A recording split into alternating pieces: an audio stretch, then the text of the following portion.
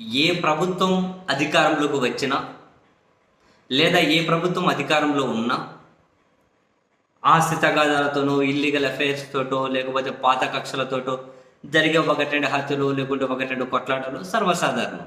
అయితే అధికారం వచ్చింది కదా అని చెప్పి ఫలితాలు రాగానే రోడ్ల మీద కత్తులు పట్టుకొని స్వైర విహారం చేయడం మనుషుల మాన ప్రాణ ఆస్తుల విధ్వంసానికే కాదు, అది ప్రజాస్వామ్యాన్ని కూడా ప్రమాదంలోకి నెట్టేస్తుంది.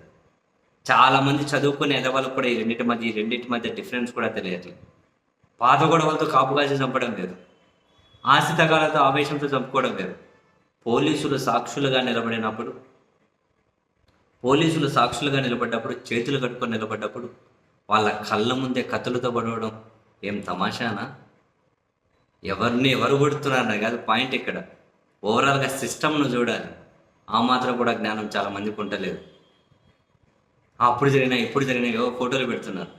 ఒకసారి 2019లో జగన్మోహన్ రెడ్డి గారు ముఖ్యమంత్రిగా బాధ్యతలు తీసుకోకముందే, 1 రోజు ముందే, 2 రోజుల ముందే, ఫలితాలు వచ్చిన తర్వాత అఖండ మెజార్టీతో గెలిచిన తర్వాత మే 27వ తేదీ 2019 మే 27 కావాలంటే మీరు సెర్చ్ చేసుకోండి.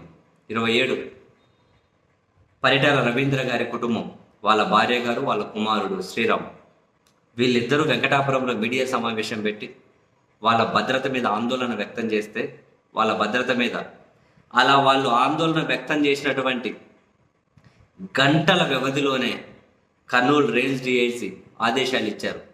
వాళ్ళకి అడిషనల్గా 8 మంది గన్మెన్లను కేటాయించుకుంటూ ఫలితాలు వచ్చిన నెక్స్ట్ 4th డేనే 8 మంది అడిషనల్ గన్మెన్లను కాదని సునీత మేడం గారిని చెప్పమనండి, లేకుంటే శ్రీరామ్ అని చెప్పమనండి, అడిషనల్ గన్మెన్లను కేటాయించుకుంటూ.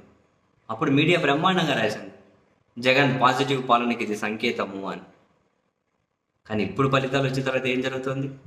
పోలీసులు చేతులు కట్టుకుని నిలబడి ఉంటే మంత్రులుగా పనిచేసిన వాళ్ళ ఇళ్ళ మీద దాడులు జరుగుతున్నాయి, కత్తులు తీసుకొని పొడుస్తూ ఉన్నారు. ఏ కోణంలో చూడాలి వీటిని? ఇదా, ఇట్లనా? దీన్ని ఎట్లా సమర్థిస్తారు? దీనికి ఎట్లా మద్దతు ఇస్తారు?